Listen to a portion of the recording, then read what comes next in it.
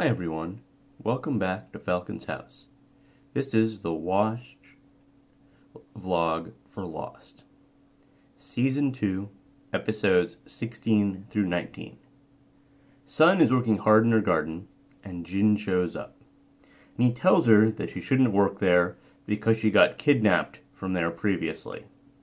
He then rips the plans out of the ground when she refuses. I don't understand why more people are not working in the garden. It seems like it would be the best way to have sustainable food. Like, we don't know how many plants, how many fruit trees and borers are out there. So you think you'd want to have a big garden and you could have a sustainable survival there. She goes to the beach and is in pain. Bernard and Rose come by and are arguing about Bernard forgetting Rose's birthday, but he doesn't remember what day it is anymore. They see Sun, to see Jack, to tell her if she isn't feeling very well, she should go see Jack. She goes to Sawyer and asks to go through the medicine, but he tells her no, and that he will help her get whatever she needs, but he doesn't want to reveal the stash's location. She gets a pregnancy test from him. In the flashback, Sun and Jin are trying to have a baby. Jin asks her if she took her temperature since they've been trying for a year with no success. She gets mad at him, and he thinks that they should see a fertility doctor. The fertility doctor tells them that Sun cannot conceive. Later, Sun enters a hotel room and meets with Jay, who is the man she had matched with previously. He has been teaching her English, and she says that she's glad that she is infertile, and that she is leaving Jin to go to America. Jay tells her she can't leave her life here. She asks him if Jin is her life, and he says that is not what he is saying, and that she should stay for Jay, and that Jay thought he was in love once and was willing to move to America. So it seems like his relationship has ended, and so now he's interested in Sun.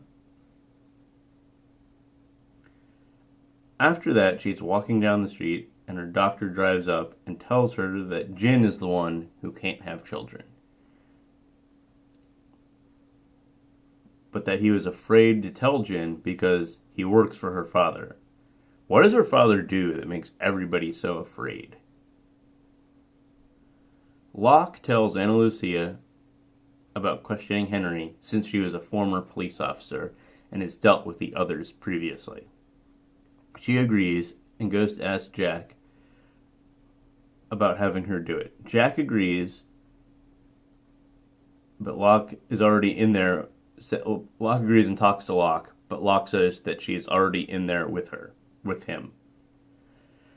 She talks to him calmly and tells her a story about torturing Nathan and that she won't make the same mistake again.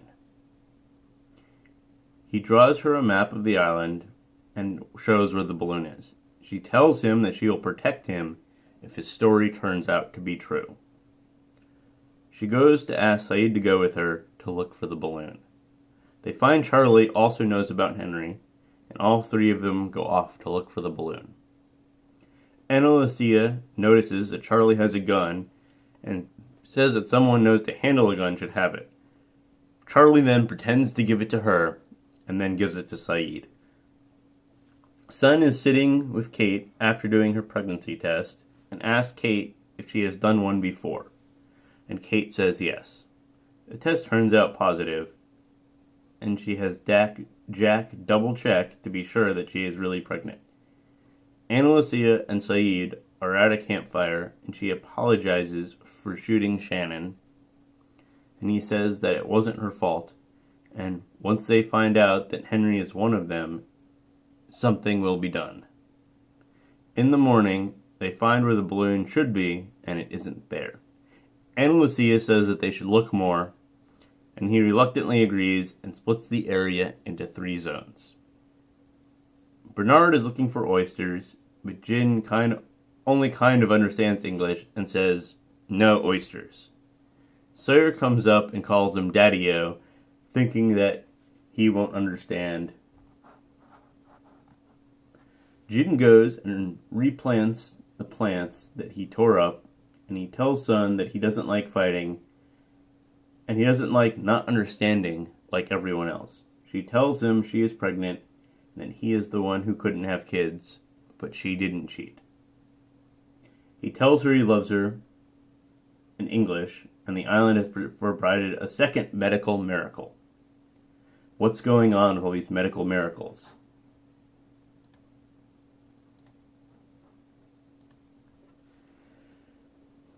Jack asks Henry how the book is, and he lets him out of the room. He then lets him eat cereal, and Henry says it must be his reward for the map, which Locke and Jack don't know about. He then makes about a joke about how it could be a trap if he was one of the others, so they could trade him back. But it's a good thing that he isn't one of the others. Henry is a master manipulator, better than Locke or anybody else. He knows exactly what to say and when to say it, and how to get an advantage in every situation, no matter what. Henry tells Locke and Jack that it was just a joke about his plan, that if what would happen if he was another. Jack and Locke don't believe him, but can't decide what the next step is. Jack leaves the hatch and goes back to the beach. Locke puts him back in the safe room. Jack sees Kate and Sawyer and Hurley playing poker and joins them. He wins all of Sawyer's fruit and then challenges him for all the medicine in one hand. He wins, and the cards they are playing with are Dharma cards. In the flashback, Locke is going to propose to Helen when she notices that his father is in the obituary section of the paper.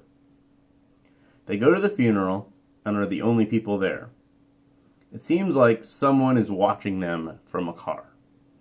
At the end of the funeral, Locke says that he forgives his father. A few days later, he is doing a home inspection for a woman who is Nadia, that was Saeed's friend. As he is leaving, he notices the same car that was there watching him. He approaches it and sees that his father is driving it. They go to a bar, and he tells him that he did a retirement con and that 2 people are after him. He asks Locke to get the money out of a safe deposit box at a bank. I wonder if it is the same bank that Kate robbed. He offers him $200,000 and says that it'll make up for what he did to Locke. Locke goes home and sees the 2 men that were after his father are there, and they question him and check his work bag for the money, which they don't find. It was just his actual work stuff. He tells Helen that he hasn't seen his father and is just scared. Locke meets with his dad and gives him the money, and he doesn't take any for himself. Helen followed him and is mad that he lied. He proposes, but she leaves him. In the hatch, Locke starts hearing sounds from the speaker system. It sounds like a static radio transmission. He goes near the speaker, and there is feedback, and then Henry asks what is going on, but Locke doesn't tell him. Eventually, he starts hearing a countdown, and the audio becomes clearer. When the countdown reaches 0, the blast doors that Michael noticed earlier start to come down. Locke grabs a crowbar and is able to get under one of the doors. He lets Henry out of the room to help him. They are able to use the crowbar to pry up the door a couple feet and then get a toolbox underneath it. Locke tried to slide underneath, but as he is going through the door, it crushes the toolbox and falls on his leg, stabbing him with a metal pin. He then tells Henry to climb through the vents to enter the code. He agrees if Locke will protect him. He tries to climb up and falls and is knocked out for a couple minutes. He makes it on the second attempt. The countdown timer hits 0, and the motor noise, like we heard previously, starts to go. The lights turn off, and some black lights come on and reveal a map to the door, on the door, that Locke can see. It looks like a map of the island with the 6 hatch locations, one being destroyed, probably the one the tail survivors found. I was able to read some of the messages on the map that paused. It looks like there are 2 computer rooms in this facility, one being in a sealed off section, and maybe a 3rd computer at a different location. The medical facility was also listed, and after a few seconds, the doors go back up and Locke calls out for Henry, who doesn't answer for a minute. Locke thinks maybe he escaped, but eventually he shows back up and says that he entered the numbers. Kate and Jack are in the jungle and see a flashing light in the distance. When they show up, they find a parachute and a bunch of food. So it looks like the Dharma group is still active and has resupplied the hatch with more food. It still isn't going to be enough for all the survivors, but now they can manage food better. Saeed, Anna Lucia, and Charlie also return and see what was dropped. Jack goes into the hatch and grabs Henry by the throat and pushes it up against the wall. Locke says Henry helped him when the blast doors came down. Saeed says they found the balloon and the grave, but still don't trust him. So they dug up the grave and found a man inside with the ID Henry Gale. And it proves Henry was lying about his identity. Hurley is still stashing extra food in the jungle and that he wants to eat. And he shows this to Libby and says that he has an eating issue. That when he first got to the island, he lost some pant sizes, but once the food became abundant, he had the issue again. He says he wants to get rid of the food hoard, and she tells him that he should. He then starts to destroy the food. I don't know why he just didn't bring it back to the hatch or to where the rest of the food is being stored so the survivors can eat it rather than destroy it. Instead of keeping it for himself, share it with everybody else. I don't understand why he doesn't do that. Charlie tries to get Hurley to be in charge of the food again, but he doesn't want to be. He then sees someone who is not a survivor go into the jungle, and he follows him. Hurley falls down and loses him, and just finds a slipper that he takes with him. He then is on the beach thinking about the guy he saw, who he knows is Dave. When Libby approaches him, he hides the slipper. He then goes back near the jungle to look for him again after he appears again. This time he exits the jungle near where Sawyer is and gets mad at Sawyer for calling him fat and all the other names that he used. He tackles Sawyer and destroys his house. Hurley then decides that it would be best for him to go back to the cave since everyone lives on the beach now. I'm not sure why they abandoned the caves. Anyway, aside from the hatch, it's still a better access to water. Dave comes up to Hurley and starts talking to him again and says that everything that's happened to him has been a fantasy and that he is still in the hospital in a catatonic state. In the flashback, Hurley is in a mental hospital after some incident. He is friends with Dave, and Dave is a bad influence on Hurley, who is yet to open up to the doctors about the incident that killed some people after Hurley blamed himself for being too fat. He thinks that food is what he can control, and he is in a catatonic state. Dave thinks that Hurley should stop doing what the doctors tell him to do, is to steal snacks from another patient instead of being on a celery diet. He convinces him to not take his medicine and try to escape so that he can get a cheeseburger. While they are sitting there, one of the doctors takes a picture of him and Dave. He has a therapy session with the doctor, who shows him the picture, and it is Hurley by himself. Dave is not real.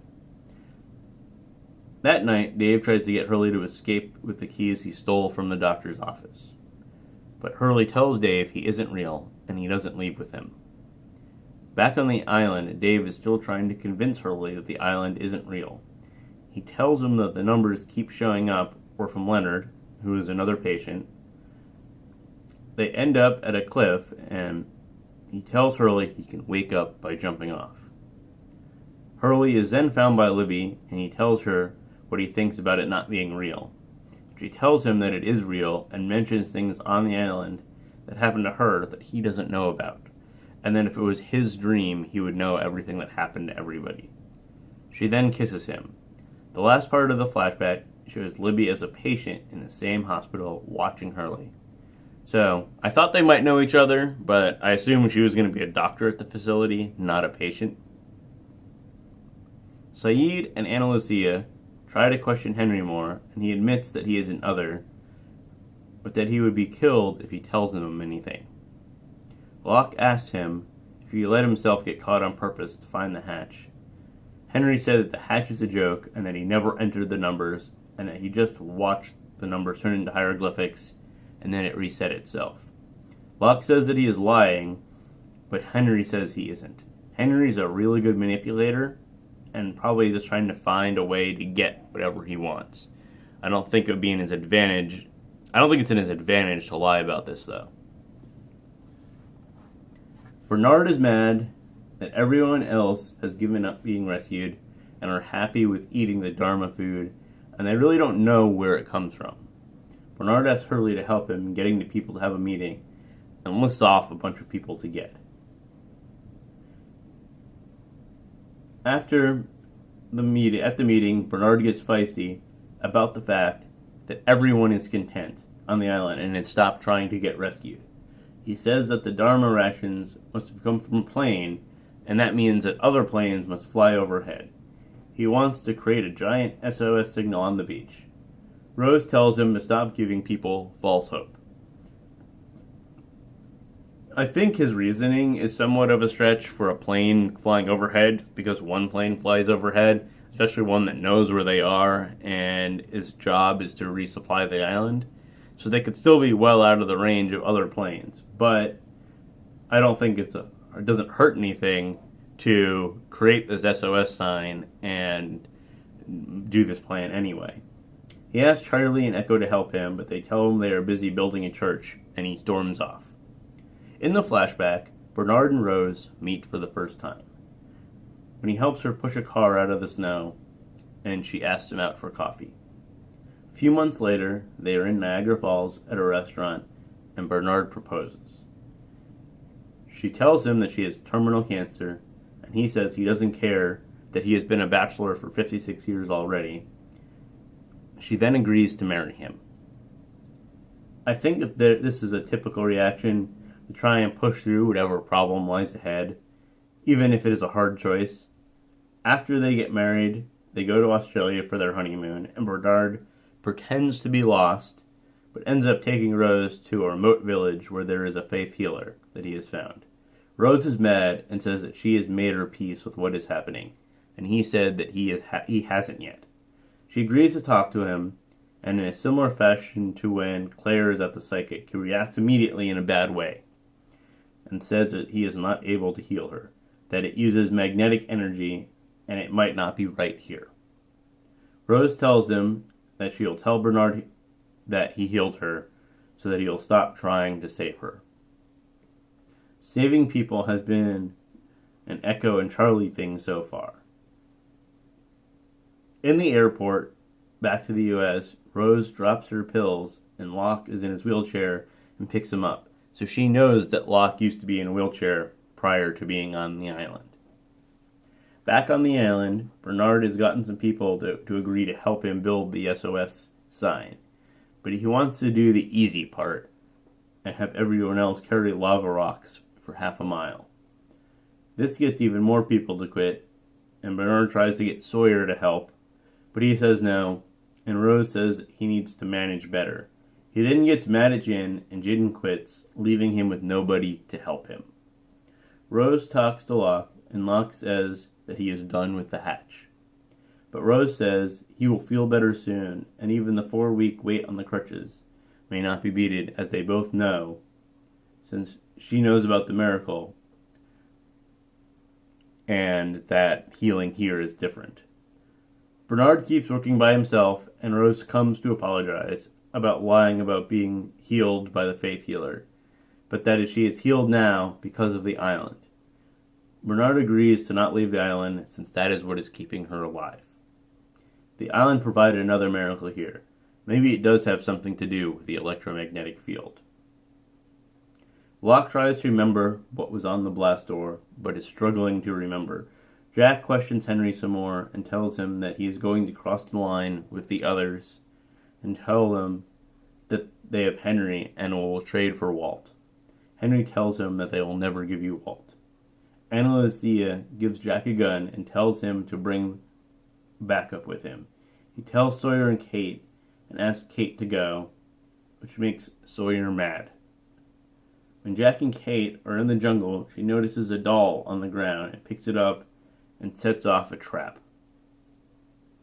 This was obviously a trap, and she tries to shoot the rope on the net, but misses, and Jack is able to make the shot. There is some level of sexual tension between them. They arrive where they had last met the others, and Jack starts calling out to them, and nobody responds, and they make camp. They then see a torch in the jungle, and go to it to find Michael, who is not well. Thanks for watching. Please like and subscribe and share with other Lost fans.